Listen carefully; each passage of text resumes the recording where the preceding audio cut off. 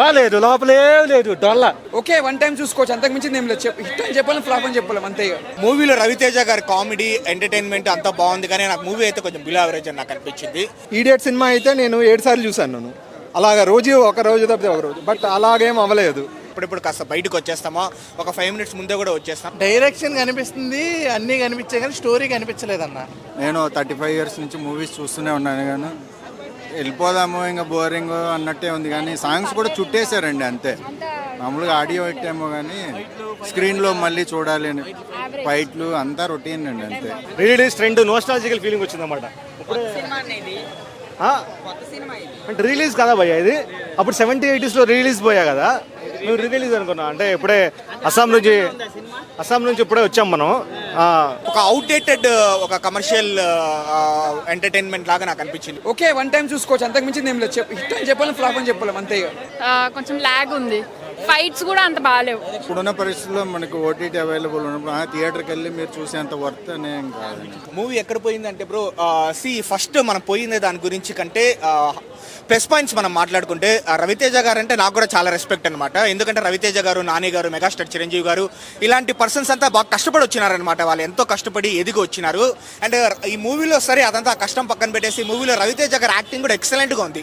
Last 5-6 మూవీస్తో compare చేస్తే ఆయన energy levels, ఆయన యంగ్ లుక్ కావచ్చు, ఆయన డైలాగ్ డెలివరీ ఎంత బాగుంది. కాకపోతే హరీష్ శంకర్ గారు కొంచెం స్క్రిప్ట్ మీద కాన్సన్ట్రేట్ చేయలేదు. ఆల్రెడీ ఒక సక్సెస్ఫుల్ స్టోరీనే తీసుకున్నారు. నేను ఒరిజినల్ కూడా నేను చూడలేదు, అది ఒరిజినల్లో సక్సెస్ఫుల్ అని నేను విన్నాను.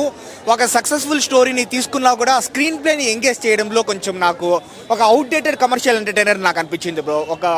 అంటే కమర్షియల్ ఆస్పెక్ట్స్ ఏవేవో పెట్టాలనుకుంటా ఉన్నారు, కానీ అది పేషెన్స్ని టెస్ట్ చేసే విధంగా ఉంది నాకైతే. అరే ఎప్పుడెప్పుడు బయటకు వస్తాం రా, సెకండ్ హాఫ్ ఇంకా నిజంగానే ఎప్పుడెప్పుడు బయటకు వస్తాం.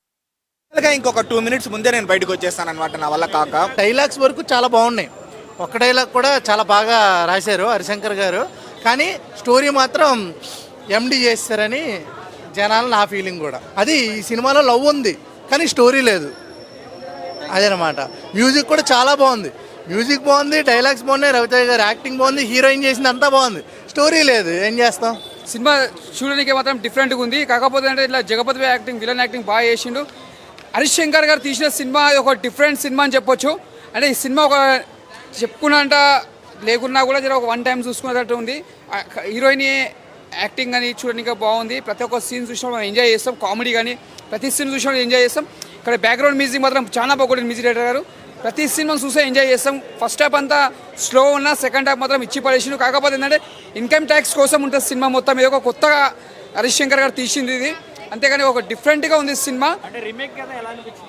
అంటే మనం రవితేజన్ మళ్ళా కమ్ బ్యాక్ అని చెప్పొచ్చు. కాకపోతే జర్ర ఇంకా బాగా తీసిండు, ఇంకా బాగుంటుండే. కొద్దిగా ఎక్కడెక్కడ కొద్దిగా డౌన్ అనిపించింది సినిమా పర్లేదు, ఒకసారి చూడొచ్చు. ఏంటంటే ఇప్పుడు ప్రతి ఒక్క డైరెక్టర్, హీరో చేసే తప్పు ఏంటంటే ప్రొడ్యూసర్లు వీళ్ళందరూ ప్రేక్షకులతో కూర్చొని సినిమా చూడరు, అక్కడ ల్యాప్టాప్లో చూస్తారు సినిమాని. ల్యాప్టాప్లో సినిమా చూస్తే అసలు ప్రేక్షకులు ఎలా రియాక్ట్ అవుతున్నారో తెలియదు. సో నేను చెప్పేది ఏంటంటే ప్రొడ్యూసర్లు కానీ, డిస్ట్రిబ్యూటర్లు కానీ, అలాగే హీరో గారు కానీ, లేకపోతే దాని ఏమంటే డైరెక్టర్లు కానీ, అసిస్టెంట్ డైరెక్టర్లు కానీ, వీళ్ళందరూ చేయాల్సిన పని ఏంటంటే ఫస్ట్ ప్రేక్షకులతో కలిసి సినిమా చూడాలి. ఎంతసేపు రివ్యూవర్లు తిరిగితే ఏమీ రాదు. రివ్యూవర్లకు ఏమైనా డబ్బులు ఇస్తున్నారో ఏమీ ఇవ్వట్లేదు కదా. సినిమాలో ఏం నచ్చిందంటే సినిమాలో డైరెక్షన్ నచ్చింది, సినిమాలో స్టోరీ కూడా పర్లేదు, బాగానే ఉంది. నా వరకు అయితే నేను చెప్పేది ఏంటంటే సినిమా ఒకసారి చూడొచ్చు బ్రో. కాకపోతే వీళ్ళు చేసే తప్పు ఏంటంటే సినిమాని ప్రేక్షకులతో కలిసి చూడరు. సినిమా ప్రేక్షకులతో కలిసి చూస్తే డైరెక్టర్లకు కానీ, ప్రొడ్యూసర్లకు కానీ, హీరోలకు కానీ ఒక ఐడియా వచ్చింది అనమాట. ఇప్పుడు 3 గంటలు సినిమా ప్రేక్షకులు ఏం రియాక్ట్ అవుతున్నారు, దేనికి ఎలా రియాక్ట్ అవుతున్నారు అని తెలిసిద్ది.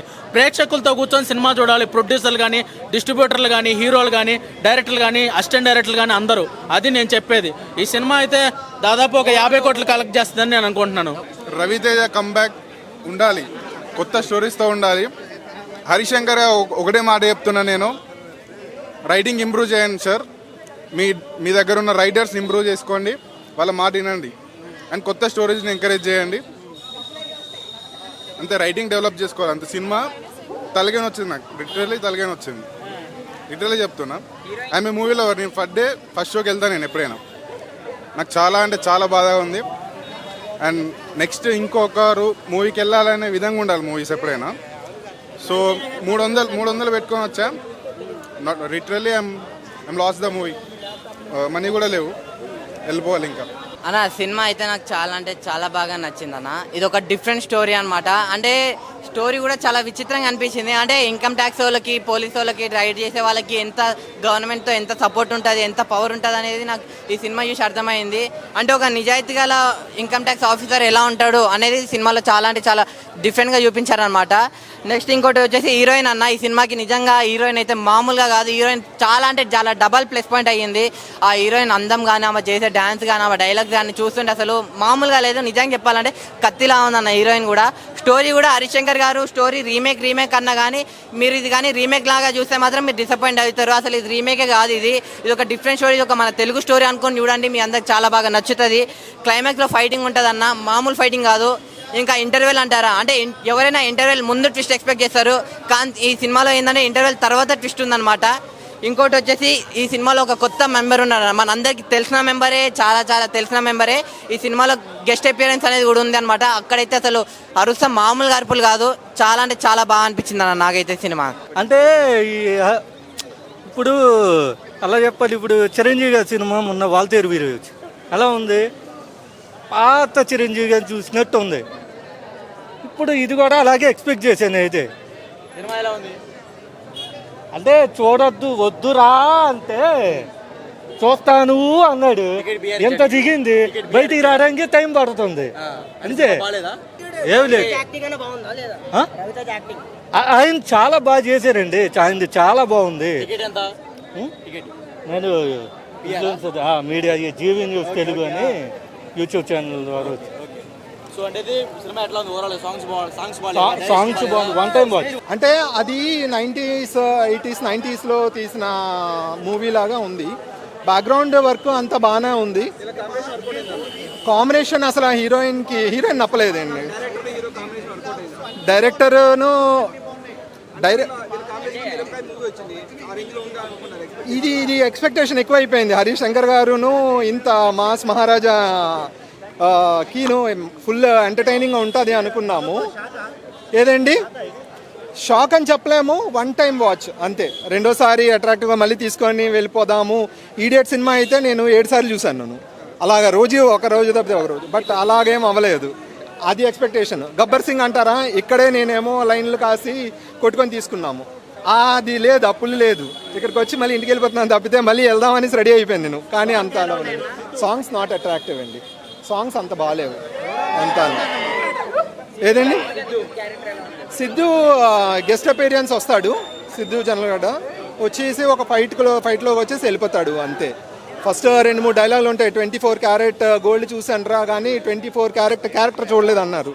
వావ్, ఈ సినిమా అంతా ఇలాగే కంటిన్యూ అవుతుంది అనుకున్నాం, కానీ అది ఏదండి గోల్డ్ అనేసి చెప్పలేము, but not to the expectations. పర్లేదంటే బాగుందన్న సినిమా.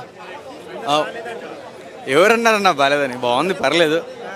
ఫస్ట్ నుంచి ఇంటర్వెల్ దాకా ఒకే వేలో వెళ్ళిపోతుంది, మళ్ళీ ఇంటర్వెల్ నుంచి అది కూడా ఒకే లాగానే వెళ్ళిపోతుంది. ఫస్ట్ హాఫ్ అంతా ఒక రకంగా ఉంటే సెకండ్ హాఫ్ కూడా అట్లే ఉంది. కామెడీ మాత్రం బాగుంది, హీరోయిన్ యాక్టింగ్ బాగుంది, మాస్ మహారాజా పర్ఫార్మెన్స్ మాత్రం బీభత్సంగా ఉంది. నిజంగా ప్రతి సినిమాలో లాగా ఈ సినిమాలో కూడా చాలా బాగుంది, ఆయన మంచి యాక్షన్ ఇచ్చాడు. తర్వాత మ్యూజిక్ మాత్రం పర్లేదు, ఓకే డన్, చాలా బాగుంది. ఏంటంటే మైనస్ ఎక్కడ అంటే మళ్ళీ మమ్మల్ని వాంచుకుంటారు, వద్దులేండి. బాగుందండి, పర్లేదు, బాగుంది, ఒకసారి చూడొచ్చు. ల్యాగ్ ఉందంటే అనిపించింది. మాస్ మహారాజా మూవీస్కి కామెడీ మాత్రం చాలా బాగుంది, కానీ ఇంకా కొన్ని ఎక్స్పెక్ట్ చేస్తాం. ఫైట్స్ మాస్ కామెడీ రెండు బాగున్నాయి, కానీ ఇంకా కొన్ని ఎక్స్పెక్ట్ చేస్తాం, కొంచెం ఎక్కడో తగ్గిందని అనిపిస్తుంది. సినిమా చాలా బాగుంది నిజంగా. ఏంటండి దానికి దీనికి సంబంధం లేదు, షాక్కి దానికి ఏం సంబంధం లేదండి. సినిమా చాలా బాగుంది. మ్యూజిక్ అయితే చాలా బాగుంది. హరీష్ శంకర్ గారి డైరెక్షన్ మాత్రం చాలా బాగుంది. ఆ తర్వాత మన సిద్ధు జొన్నలగడ్డ ఎంట్రీ ఒక 5 minutes, అది చాలా బాగుంది, చాలా బాగా అనిపించింది నిజం.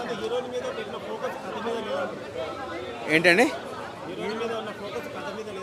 కథ మీదనా ఉంది. ఒక సిన్సియర్ ఒక ఇన్కమ్ ట్యాక్స్ ఆఫీసర్ ఎలా నడుచుకుంటున్నాడు, తన సిన్సియారిటీని చూపించుకోవడము. చావు అయినా సరే, ఒక పిఎం వరకు అయినా ప్రాబ్లం వెళ్ళినా కూడా తన పడిత్వాన్ని వదిలిపెట్టకుండా గట్టిగా స్ట్రాంగ్గా నిలబడి ఉన్నాడు. మంచి అదే దాన్ని చూపించారు. బాగుంది, పర్లేదు. ఒకసారి చూడొచ్చు అన్న, యావరేజ్ అని చెప్పలేములే మళ్ళీ. Modern businesses pose several challenges, and it is imperative that I'm ready to face them.